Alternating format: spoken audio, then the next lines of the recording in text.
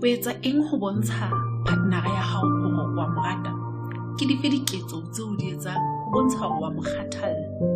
Re etsa dintho tse fapaneng hobane re le batho ba fapane ebile re hlalosa lerato ka ditsela tse fapaneng. Jwalo ka ha re le ra tshepisa videong e fetileng hore re tla re hlalosa mantswe a mabedi e leng gold digger le majiwa. Re be re bone hore na mantswe ana a fapana jwang le mekgwa ya ho amohela le ho fana ka lerato ho batho beo re ba ratang. Ha re qale ka lentswe la rona la pele. Lentswe la rona la pele ke gold digger. Motho ya bitswang gold digger ke motho ya jwang? Ke motho ya itshwereng jwang? Matshwao a ka re belaetsang hore motho ena e kaba ke gold digger ke matshwao a mofuta ofe?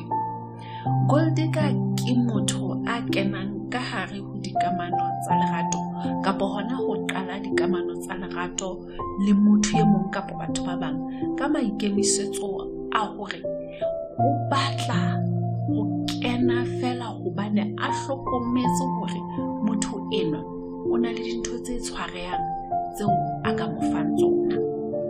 Mme sentse ho utlwisisa hore gold digger ha kene dikamanong tsa lerato le motho e mong le e mong fela. O etsa boithuto ba hae pele a kena ka hare ho dikamano tse ding le tse ding tsa lerato.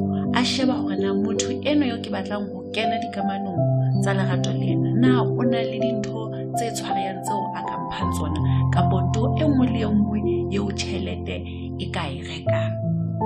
Gold digger o kena ka hare ho lerato a sa tsotelle hore ke tlo thabisa le hona ho thusa motho eno ke kena ka ho dikamano tsa lerato le yena ho hola, empa ena o kena fela hore nna ke tlo kena mona ke etse eka ke rata motho eno fela seo ke se batlang se bileng ke tlabe ke le ka hare ho dikamano tsa lerato le sona ke tjhelete ya hae kapo ntho e nngwe le nngwe eo tjhelete e ka e rekang.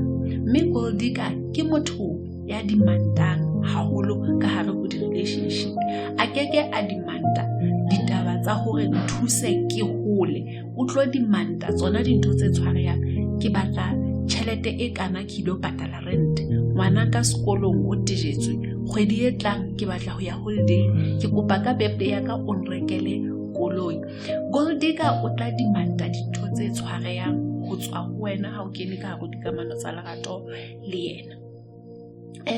Gold digger ha re bone fela ka hare ho dikamano tsa lerato sena se re tla be re reketse romantic, le ka hare ho metswalle hona le batho ba ileng di gold digger.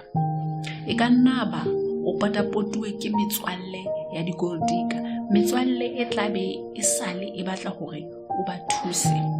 Ha huwa kae kapa kae le tswalle ya di holiday ba batla ebe wena ya patalang boroko, ya patalang transport, le batla nako ena kaofela ba ya dimanda go nka dimekolo ya go nka tjhelete. Mme ha o ka bontsha o re ha ona tsona ntho tse kapo o sitwa ho ba thusa, ba tjhetjhela morao, ba keke ba hlola ba o atamela.